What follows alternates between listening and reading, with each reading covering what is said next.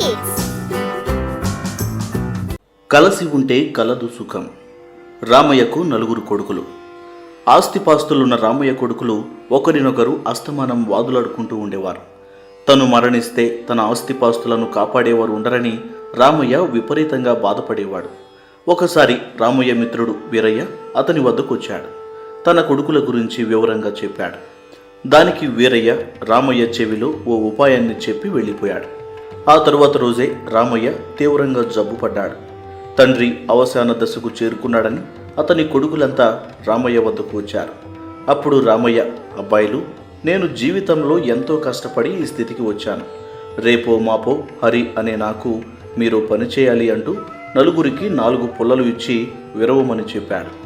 నలుగురు కొడుకులు పుల్లలు తీసుకొని అతి సునాయాసంగా విరిచేశారు. ఈసారి రామయ్య ఒక్కొక్క కొడుకుకి 2 పుల్లల చొప్పున ఇచ్చి విరవమని చెప్పాడు. ఈసారి పుల్లలు విరవడానికి కాస్త కష్టపడ్డారు కొడుకులు. ఈసారి తలో కొడుక్కి 3 పుల్లల చొప్పున ఇచ్చి విరవమన్నాడు. 3 పుల్లలు విరవడానికి విపరీతంగా కష్టపడాల్సి వచ్చింది. ఈసారి ఒక్కొక్క కొడుక్కి 4 పుల్లలు ఇచ్చి విరవమన్నాడు. పుల్లలు తీసుకొని విరిచే ప్రయత్నం చేసి విఫలమయ్యారు కొడుకులు.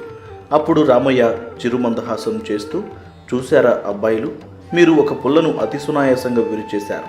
4 పుల్లలను అసలు విరవలేకపోయారు. అంటే మీరు ఒకరి మీద ఒకరు వాదులాడుకుంటూ ఎవరికి వారు బతికితే మిమ్మల్ని మన శత్రువులు అతి సునాయాసంగా మట్టు పెట్టగలరు. అందరూ కలిసికట్టుగా ఉంటే మిమ్మల్ని ఎవరూ ఏమీ చేయలేరు అన్న విషయాన్ని మీరు గమనించారా? కనుక ఇప్పటికైనా మీరు ఒకరి మీద ఒకరు వాదులాడుకోవడం మానేసి కలిసికట్టుగా ఉండి మన ఆస్తిపాస్తుల్ని కాపాడండి అంటూ వివరించాడు. అంతే, ఆనాటి నుంచి రామయ్య కొడుకులు కలిసిమెలిసి జీవించటం మొదలుపెట్టారు.